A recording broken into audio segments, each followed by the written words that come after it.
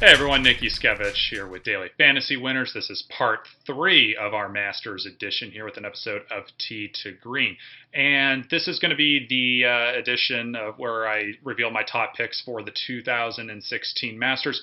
But before I get into that, I actually want to correct something a little bit from my part 2, which more had to do with the details of Augusta National and as well as some of the statistics to look into. And it's not because I didn't like what I said, but it's more actually to do with what the weather's supposed to be like actually a little bit coming into the Masters, which certainly changes the strategy here a little bit. So if you did watch part 2, definitely pay attention with what I'm about to say here a little bit. So I think this Masters is going to play more difficult than the Masters in the past couple of years. And I say that because of like I said, the weather. It is supposed to be really windy Thursday through Saturday, and it's supposed to be calmer on Sunday. And but when I say it's supposed to be really windy, it is supposed to be kind of in that 10 to 15 mile an hour range in the mornings, and then in the 15 to 20 mile an hour range by even late morning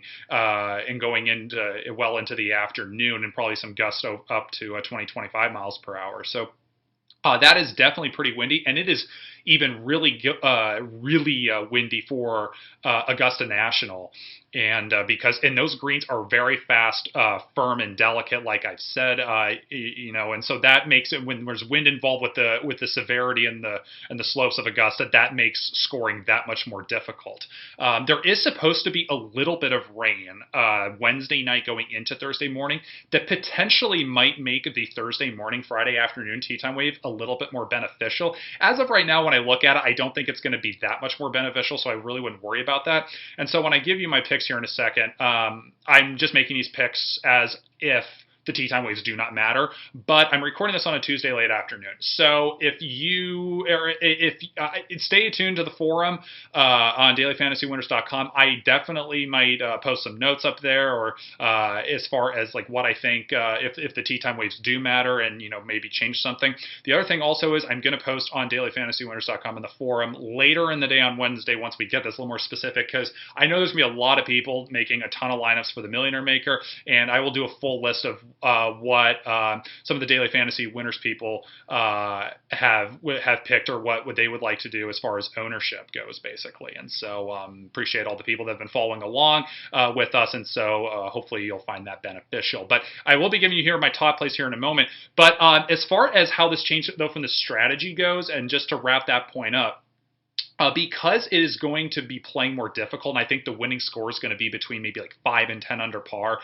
It will not be like last year where you got pretty much perfect weather all 4 days, and the greens will be soft. It's not going to be like that. There will be that tiny bit of rain, like I mentioned, potentially, but it's going to be colder in the mornings. We're talking like 40s and 50s. It's actually going to be like the 60s Thursday morning, but for the other mornings, it's going to be cold, like in the 40s and maybe the lower 50s at best. And then in the afternoons, they'll get up to about 60, but it's going to be cold in the mornings and is going to be windy. It will not be fun. So what does this mean? I don't think, I had said, going for the green percentage is huge, and there is still, so you should keep that in mind to some extent, but I think there's going to be a bigger premium on experience at the Masters, and as well as people who are really good as far as, like I said, the proximity to hole before, but also scrambling, because the ability to get up and down for par is going to be huge at Augusta, and for players that have the Augusta experience, because if for people that have not played Augusta, it's going to be extremely challenging enough dealing with the severity of these greens and how firm and fast they will be, but when you throw wind on top of that, it just makes it that much more demanding, both physically and mentally. And obviously, I mentioned before, I think it's really important to have people that do not let their emotions usually get the best of them, who are known to blow up, and that's going to make it even harder with some bad weather here. So in any case, just wanted to update that a little bit, just to kind of focus on maybe some of the players with a little bit more experience and a little bit better when it comes to bad weather. All right, so let's get into the picks here. So you can just follow along right here, and I'll talk about each player really briefly here. The players in bold are basically top picks for me as we go down through this list. So right out of the gate here, the top 3 players I think for picking, if you're going to pick somebody to win it, are Adam Scott, Jason Day, and Ricky Fowler. That's not in any particular order. Obviously, and I'll just start with Jason Day because I think he is the best player in the world. I don't think that's a secret to anybody who's been following my stuff now for a while. I do think he is the best. I do, even though it will be a little bit tougher there, Jason, in his first Masters going back in 2011, finished second place, and quite frankly would have won it if Charles Schwartzel hadn't put together one of the greatest finishes in Masters history. And Jason obviously has the length has the huge length advantage, and there's not a hole in his game whatsoever. And this is a great time to bring up GPP ownership, because this is a very popular topic, because it is the Millionaire Maker, and how important is GPP ownership, because it is usually a very important thing, and it is in this case. But there's an important thing to note here about this, and I actually did not get really that much into it in my previous videos. There are 230,000 entries for this, or there will be up to 230,000 unless there's an overlay. And the thing is, someone can only enter up to 200 lineups. And so when you look at previous Millionaire Makers in the past, and just going back to last year, the last Masters Millionaire Maker had about, I don't remember the exact number, but it was like around 60 or 70,000. I want to say maybe it was 80,000. I don't remember the exact number. And then it gone into the low hundreds of thousands, I think, by the other Millionaire Maker contest. But basically, to say this is by far the biggest GPP we have had in golf. But on top of that, you cannot have more than 200 lineups be entered into this, and that's not anything different than what it was in the previous Millionaire Maker. So what I'm basically saying here is that I don't think any one player is going to be owned an outrageous amount, because you're not going to get this is going to be more casual players coming into this as far as filling up this Millionaire Maker lineup, because we're not going to get like a ton more regular players, if you will, who will be hammering on certain players with amazing odds per dollar, which Jason Day has. The other thing also to keep in mind here as you look at this, as you just look at pretty much all these top players on this list, pretty much every single player on this list, with maybe the exception of Jordan Spieth, who's not playing, obviously nearly as well as he did last year. But pretty much every player on this A list is having a great year for the most part. And Roy's not quite into the perfect form yet, but it may be per se also. But like all these guys have either won a tournament, been in contention several times. So again, when you look at that in comparison to most other majors, I just don't think we're going to have a player here at the top that's owned like, 40, 50%, just something stupid, or even like, I would think I think Jason Day will be the highest owned golfer, and I don't think he will even be more than like 30%. He does have great odds per dollar. I know he's won his last two tournaments, but I just don't think it's going to be more than 30% when you consider how many other great players are around there. And this is about just under 230,000 entries in the Millionaire Maker. So I bring this up also in that it's perfectly okay to own somebody or have ownership of somebody that is also owned a lot, because you can simply get a unique lineup by using one or two other people that are really low owned. I remember last year's Millionaire Maker winner lineup for the Masters had Jordan Spieth in it, who was very highly owned, and he had a couple other highly owned players. But then he had Justin Rose, who was really low owned, and finished tied for second at the Masters last year, or maybe second. I think it was tied for second with Phil. And then he also had Charlie Hoffman, who was really low owned last year as well. And so it was a single entry lineup. He wasn't somebody that cranked out a ton of different lineups, and no, he didn't share the lineup with anybody. So it's certainly possible to have like one or two guys that are highly owned, and then making a unique lineup out of that for some lower owned players. So I am saying Jason Day is a great play. In that, and if you don't think Jason Day is a great play, then by all means fade him. But I think that's a mistake, and I think Jason Day is gonna kick butt this week, and I'll be stunned if he's not in contention at the end of the tournament. Adam Scott obviously is in great form as well. He's got a couple wins under his belt, played fantastic on the Florida swing. He is another longer hitter, a former Masters champ. He will have Steve Williams back on his bag. There's been some debate, will that be helpful or hurtful in this situation? I think it is helpful, because the knowledge of Steve Williams has on the Augusta greens, in particular when it comes to some adverse weather like we might be expecting with some wind here and some colder temperatures, that could really come in handy to have an experienced caddy like Steve Williams. So I think that's a great thing for Adam Scott. And then Ricky Fowler at 10,900, I think He's at, I think he's like 15, 16 to 1 at the sports books to win it all. I think that's a pretty good bet, quite frankly. There's some other good bets out there too, in my opinion, but that would be one of them. Just because he hasn't won a major, I don't put a ton of stock into that. I think he's finished top 5 in all 4 majors in 2014. He's obviously won some other big tournaments like the Scottish Open. He won in Abu Dhabi this year, won the Players' Championship last year. I think Fowler is playing as well as just about anybody on tour. I think he's the best American player right now, at least the way he's playing right now, so to speak. So those are my top 3 plays as far as the most expensive guys. This second group down here, I have Phil Mickelson through Louis Oosthuizen. Okay, so Phil Mickelson, he has not won a golf tournament in 3 years, but he has been in contention a million times. And obviously, tremendous Masters experience. He does not have the greatest odds per dollar, which makes me kind of like him a little bit more in that sense. And I'm sure he'll be used some just because he is Phil Mickelson and he's popular. But, obviously Phil is somebody who absolutely can win this tournament between his experience, his scrambling ability, his creativity around the greens. And, and I said this before in a different preview video. I didn't know if Butch Harmon, one of the best swing coaches, and Phil ended up leaving Butch, and I was really wondering at the timing of it, was it the right move at the time? And I questioned it, but it has worked out tremendously well for Phil, even though he hasn't won yet, but he's been playing extremely well this year. And so I think Phil has an excellent shot to win it. Justin Rose and Henrik Stenson here, a couple of European players. They are kind of the guys that are always... They should be higher owned than they are. They always never seem to be owned that highly. I think they're certainly on the cheap end of this. I think they have as good of a shot to maybe, I know Stenson hasn't won a golf tournament yet, but Stenson's been right there at the end. Justin Rose would have probably would have had a very great chance of winning the Masters last year had Spieth not gone on that absurd run with his approaches to the green and his putting. And Rose obviously has a very nice length advantage as well that plays nicely at Augusta National. So 2 guys there that are very good. Hideki Matsuyama is definitely somebody that I think is going to be very low owned, who's going to slide through the cracks here, because you look at all the golfers around him.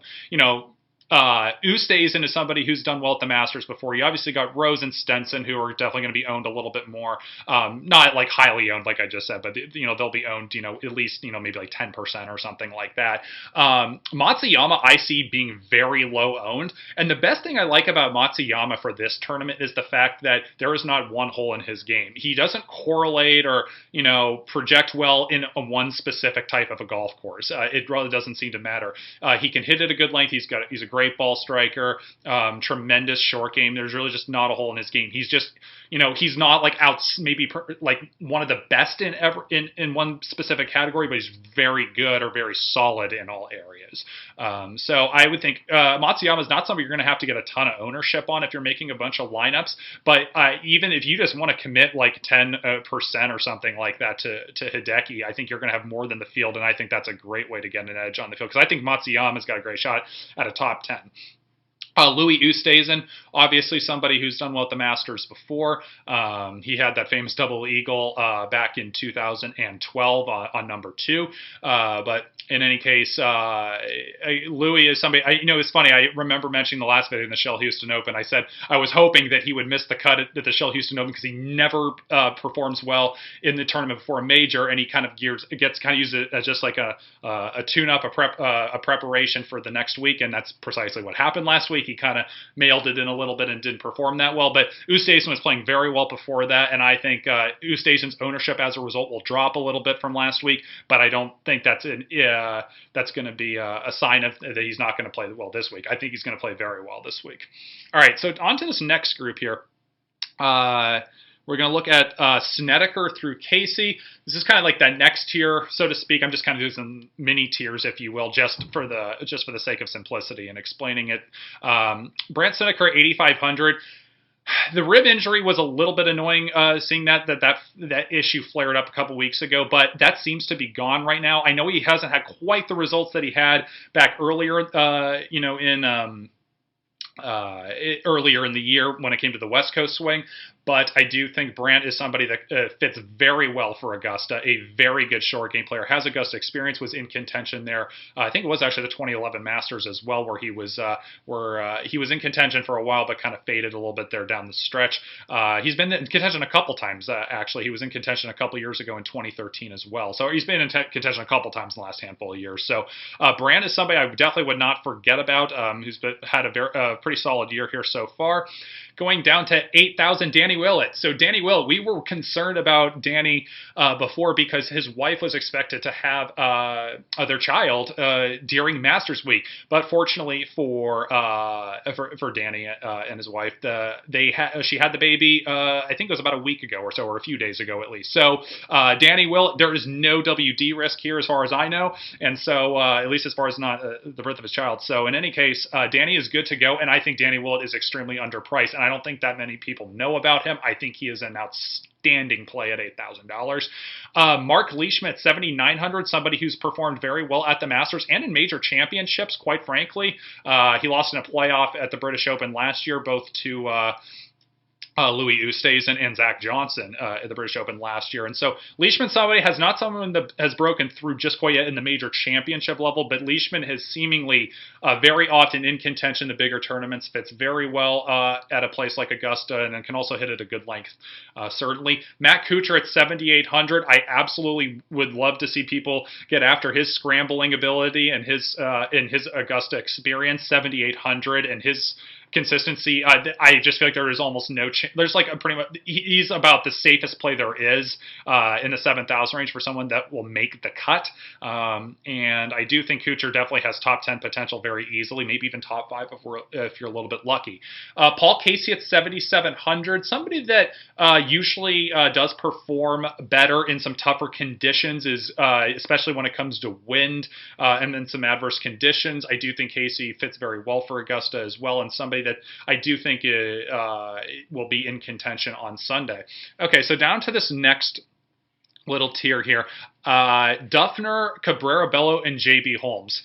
Jason Dufner is somebody that does not have very good odds per dollar, and I don't think that makes any sense, quite frankly. Dufner is somebody, let's not forget that it's made Ryder Cup teams perform very well in them. He is a major champion, and he is somebody that's going to play, it correlates well to a place like Augusta National. As far as why he was not playing well last year, again, I think this was purely having to do with the personal issues going on in his life, and the divorce and all that. So I do think Dufner is playing a lot better this year, and I think he's, just because he he won a tournament this year at the Career Builder Challenge, but I do think Duff is somebody that's definitely undervalued here at 7,400, and the fact that he doesn't have good odds per dollar makes me think he's going to go under-owned here for this tournament. Rafa Cabrera Bello, somebody who's been on fire this year, has played very well in the European Tour, finished 3rd place in the match play. And there's enough good players in this area that I don't think anybody in this area will be extremely highly owned, and so I think Cabrera Bello is definitely a good play at 7,400. Someone who could definitely be in contention on Sunday. And JP Holmes at 7,400. So this was the one player that hurt a lot of people last year, and I recommended him last year. And as I mentioned in one of the previous videos, I think I did. But it was that Holmes was one of the highest owned people last year at like 20. I think it was like low 20%, 25%, something like that. And because he came off that win at the Shell Houston Open, and he was playing very well. But he holed out for a birdie on the last hole to miss the cut by 1, just to rub it in. And so in any case, I think just because a lot of people will have that memory of JB, and he also just withdrew from Houston with a shoulder injury, which, take that for what it is. It could be one of those things that's like, well, it's kind of like bothering me a tiny bit, but if, let's just rest it just to be safe for Augusta, or maybe it is really bothering him. I don't know, but but I think it's a lot easier to say that since that shoulder thing just came up out of nowhere, I'm not sure if I'm 100% buying into that it's something serious right now, and I'm not seeing any signs of it being serious from the media angle of it. So, and I think Holmes is very underpriced just in general. So I think Holmes is somebody that should be priced more closer into the lower 8,000 range. So I think you're just getting tremendous value, and I think he'll be won't be owned that highly. Let's move down here to the rest of the 6,000 players. Kevin Knott, 6,900, someone with good Masters experience and someone who has played very well here at Augusta. I just think is, you're just simply getting great value here. A couple European players here, in Andy Sullivan and Bernd Weisberger at 66 and 6,500. A couple players that have been playing very well in the European Tour. A lot of people, I think a fair amount of people at least have heard their names, but they don't know a lot about them. I think they're just simply underpriced at 66 and 6,500. A couple players that also tend to usually do better in some tougher weather as well. Ernie L, 6,400. I definitely think somebody with like Ernie's short game and Masters experience will come into play here with some of the tougher conditions. And then lastly, Thongchai JD and Kiradech Afi Barnrat at 63 and 6,100. A couple players from Thailand who are having very good years as well, who I also think are underpriced. And essentially in this 6,000 range, there's going to be a few other players that I'll put down on the ownership percentage list, tomorrow or Wednesday afternoon or evening, of who I think could be doing well. But I wanted to bold these people in particular because I just simply think they're underpriced, and a lot of people don't know about them. So I just simply think you're going to get some really good value here, because more as far as the cheaper players, you usually like to see some of the American players who are a little bit playing on the PGA Tour a little bit more, that get owned a little bit more in this situation. But I think you can get some better value on some of the international players here. I like these guys just because some people just don't know as much about them. So that is it for the key players. Now, if you notice, I was going through here, there are a few little stars here that I wanted to make note of, and I'll just explain what I mean, and I'll go through each one. So Zach Johnson at 7,600, Ryan Moore at 6,800, and Charlie Hoffman at 6,400.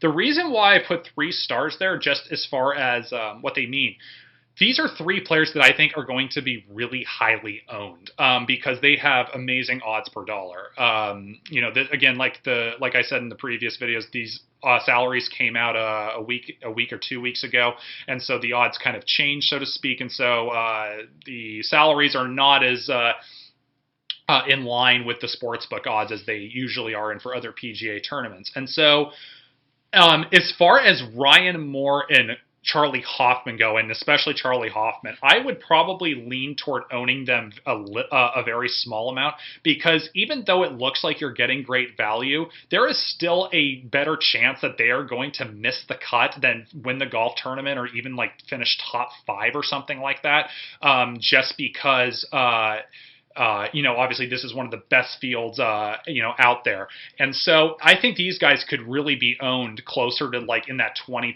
range, maybe 15 to 20%, which I think is way too highly for somebody at this price range. And so I don't think it's a good idea to own very much of them. So if you're making a bunch of lineups, and I think you're just going to get better value elsewhere. Zach Johnson's a little bit tougher at 7,600 just because, yes, he's a former Masters champion, and he won that in adverse weather. The weather this year will not be as bad as it was in 2007. For those of you that don't remember 2007, there were scores on Saturday being shot in the 80s, and like some people felt like they didn't even play that poorly. That's how bad it was. And so the winning score for Zach was like 1 or 2 over or something like that year. But in any case, Zach has really good odds per dollar, and I do think he's going to be owned really highly. But because of his Masters experience, his major championship experience, and he's usually somebody that's good under pressure. He's usually somebody that never implodes those kinds of things. I do think Zach is a pretty good play here this weekend. I'm just not. The thing is, he's kind of in that tweener area. It's just because it's like he's not in that 6,000 range where he's just kind of like going to be great value, but he's really not like considered more one of the top players. But obviously Zach is a very good player. So my recommendation here for Zach Johnson, just to kind of maybe provide some flexibility here. If you think Zach Johnson is an outstanding play, then go for it. I would say, go for that 15 to 20% maybe per se. But if you think you don't think Zach is that great of a play just because he hasn't been in the best form this year, he's had a couple good tournaments, but he hasn't been in the best form, then maybe own just only like 5% or something like that, or maybe you want to completely fade him if you're only making a few lineups. It's just one of those things where it's kind of in that area where he is not in the greatest form. At the same time, though, he does fit well to Augusta in some regards, and especially for the conditions this year. So kind of leaving that one up to the people out there of what you want to do as far as the flexibility goes. And so in any case, that's going to wrap up this for the picks. Again, like I said, I will put out a full list of ownership percentages that was put together by some of the Daily Fantasy Winners people of what they would recommend to people, and we want to give that out to people just because we would like to thank everybody for following along with us and contributing on the forum and everything like that. So look for that Wednesday afternoon or Wednesday evening for that list. And there's definitely some discussion going on in the forum already as far as some thoughts and advice and questions and things of that nature. So please visit us on DailyFantasyWinners.com. You can follow Daily Fantasy Winners at DFantasyWinners. You can also follow me at Nick Juskewycz. And then if you like this video or any of the other stuff we've done, you can like and subscribe our Twitch and YouTube pages as well. Be fantastically appreciated. All right, everyone, good luck, and we'll see you soon.